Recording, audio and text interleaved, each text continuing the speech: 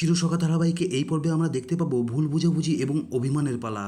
হ্যাঁ বন্ধুরা, আমরা এমনটাই দেখতে চলেছি চিরসখা ধারাবাহিকের আজকের এই পর্বে, যেখানে আমরা গল্পের শুরুতেই দেখতে পারি কোয়েলের ফোনে একটি ছেলের ফোন আসে। ফোনের ওপার থেকে ছেলেটি কোয়েলকে জানায় সে নির্দিষ্ট স্থানে পৌঁছে গেছে এবং সে তার কথা মতনই সেখানে সে অপেক্ষা করছে। আর এটা শোনার পরেই কোয়েল বন্ধুদের সামনে সুকৌশলে বিষয়টা এড়িয়ে যাওয়ার চেষ্টা করে এবং এরপরে সে তার বান্ধবীদের জানায় তার স্বামী তাকে ফোন করেছিল। আর এই কথাটা শোনার পরেই মিথিল মনে মনে খুবই কষ্ট পায়। এরপরে কোয়েলের বান্ধবীরা কোয়েলকে বলে সে তো এখনই কোয়েলকে বিয়ে করতে আসবে, তাহলে এত বারবার ফোন করার কি আছে। আর এটা শোনার পরে কোয়েল তাদের বলে ওঠে তার স্বামী তাকে খুব ভালোবাসে, তাই তাকে বারবার ফোন করে খোঁজ নিচ্ছে। আর এরপরেই কোয়েল মিথিলের কাছে গিয়ে তার প্রশংসা করতে শুরু করে আর সে বলে মিথিলকে আজ অপরূপ সুন্দর লাগছে। আর এরপরে আমরা দেখতে পারি কোয়েলকে বিয়ে করতে বাবিল চলে আসে। আর এই খবরটা কোয়েলের মা যখন কোয়েলকে দেয় সে তখন তার বন্ধুদের নিয়ে সেখানে যেতে চায় এবং সে সেখানে যাওয়ার জন্য মিথিলকেও জোরাজুরি করতে থাকে। আর এটা শোনার পরে মিথিল তাকে স্পষ্টভাবে জানিয়ে দেয় এখন সেখানে তার যাওয়ার কোনো আগ্রহই নেই। আর এরপরেও কোয়েল মিথিলকে বারবার খোঁচাতে থাকে আর সে বলে মিথিল নিশ্চয়ই এখনো বাবিলের উপরে রেগে আছে। এটা শোনার পরে মিথিল কোয়েলকে শান্তভাবে উত্তর দিয়ে বলে তার মনে এখন আর কারো প্রতি রাগ বা অনুরাগ নেই। আর এরপরে কোয়েল মিথিলকে বিয়ের সামাজিক বন্ধন নিয়ে বড় বড় কথা বলতে শুরু করে এবং তার আর বাবিলের সম্পর্ক বারবার টেনে আনে এবং এখন সে তার সঙ্গে তাকে বাবিলের কাছে নিয়ে যেতে চায়।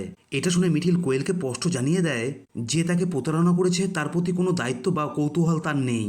আর এরপরেই কোয়েল যাওয়ার আগে মিথিলকে একটি শাড়ি উপহার দেয় এবং আজকের দিনে সেই শাড়িটি পরার জন্য তাকে প্রচন্ড জোরাজুরি করতে থাকে।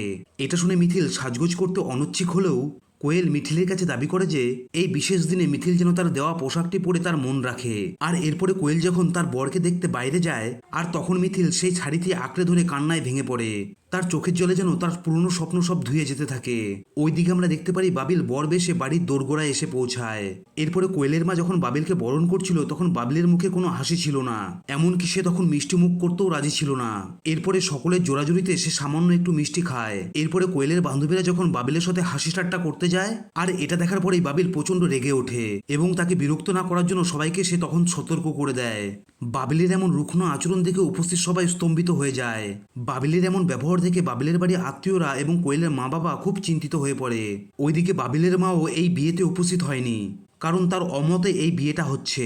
আর এরপরেই উপস্থিত আত্মীয়রা আলোচনা করতে শুরু করে আজকে এই বিয়েটা আনন্দের হওয়ার কথা ছিল, কিন্তু পরিস্থিতির ফেরে তা আজ বিষাদে পরিণত হয়েছে।